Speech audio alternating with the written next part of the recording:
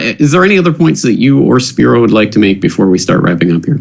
I know Spiro has a couple of good points on all the links between Fethullah Gulen, and I'm going to let him address that. We were just sitting and reading up on Fethullah Gulen's foundation and his connection to Clinton's, both Clintons, Hillary Clinton's and her foundation. But there are enough Turkish people here. I know some of them are Gulen supporters, but there are Turkish people in the United States. I would tell you that this guy, Fethullah Gulen, he has several headquarters because he has several foundations and NGOs. They are here in the United States.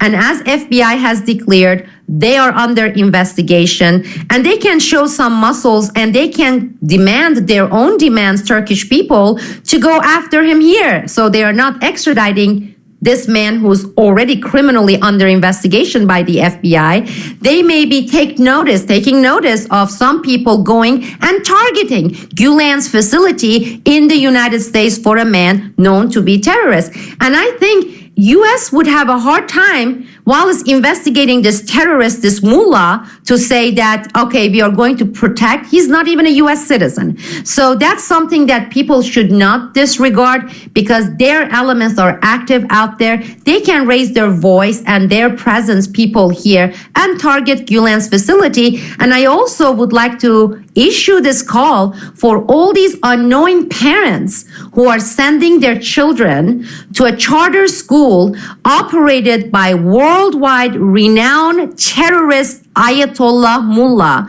who is most wanted, okay? So you're looking at a sanctioned bin Laden to a certain degree because some of these madrasas, as we spoke about this, James, they are also training camps for terrorists, whether it's for Chechens or for some other factions that now they are pouring into Syria. Before that, they were going and joining Al-Qaeda in the Balkans.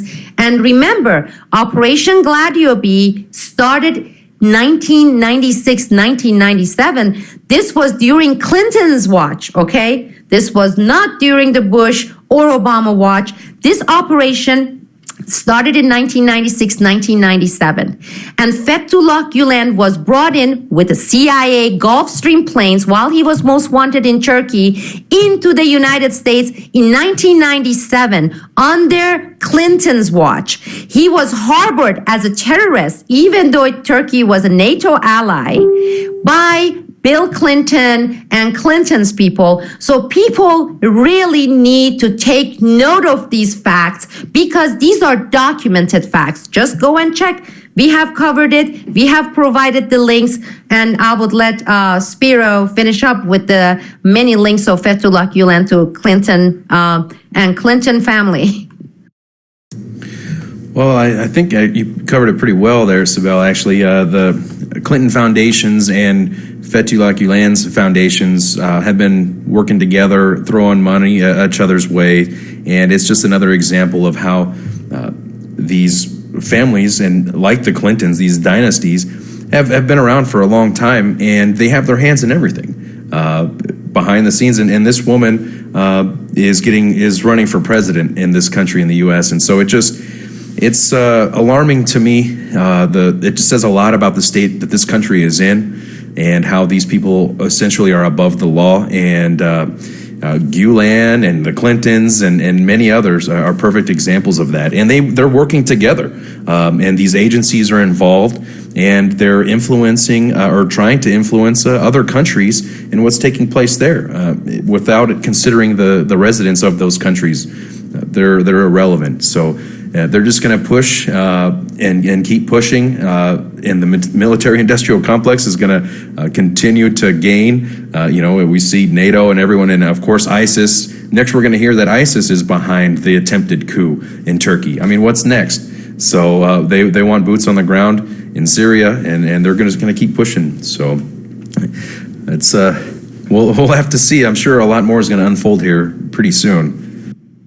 Well, that is obviously correct because, again, what happens in Turkey has ramifications throughout the entire region, and also, of course, what's going on in Syria And so there are a lot of different agendas at play here. And as I think Sibel rightly points out, the nuclear issue is going to be the one of the main cards that's played. I've certainly seen it played numerous times this weekend. Now they're suddenly talking about nukes in Turkey, where they haven't talked about that for decades and decades, but suddenly it's an issue. Clearly, there is some major moves afoot in the region, and obviously this is going to be playing out in the next few weeks and months. Even the next few days could be extremely interesting. So we'll be keeping our eye on it here at corbettreport.com. I'm sure at newsbud.com also, so people can stay tuned for updates there. Anything else you guys would like to say before we say goodbye? My condolences to the families who lost their family members, loved ones during this less than 12 hours coup attempt. And again, I would like to repeat that people are not powerless. They have shown it times and time again in Turkey. And they, of course, can expect and demand the authorities in Turkey to act upon this and shut down U.S. facilities in Turkey until they get satisfactory result and get these people back up. It's their sovereignty, and Turkey's sovereignty, any nation's sovereignty, needs to be respected. And if they don't get that, I believe Turkish people have to take it into their own hands and say, okay, we are going to go and shut down the enemy camps, because that's what we would declare. We would call them enemy camps. And currently, the role the U.S. mainstream media is playing and the United States government is against the interest of the people. People's democratically elected, whether we like Erdogan or not. I'm not saying I am in love with Erdogan. It is people elected him. That was people's choice. You don't respect it. Shut down the United States Embassy. Shut down the United States consulate. Shut down the think tanks, because that's another place where they harbor, and I know exactly which ones they are. We will talk about it. The CIA operatives, many of them operate through attaché consulates and the U.S. Embassy, but many of the NGOs, especially the Soros-funded ones, they do get issued diplomatic passports, and they funnel CIA operatives into Turkey, so the Turkish people can take it upon their own hands and go and shut down these hornets' nests and start doing it. Demand it. If your president, if your parliament is not doing it, you take it to your own hand, into your own hand, and shut down these institutions until they respect your sovereignty. All right. Well, that's quite the rousing call, so we'll leave it there.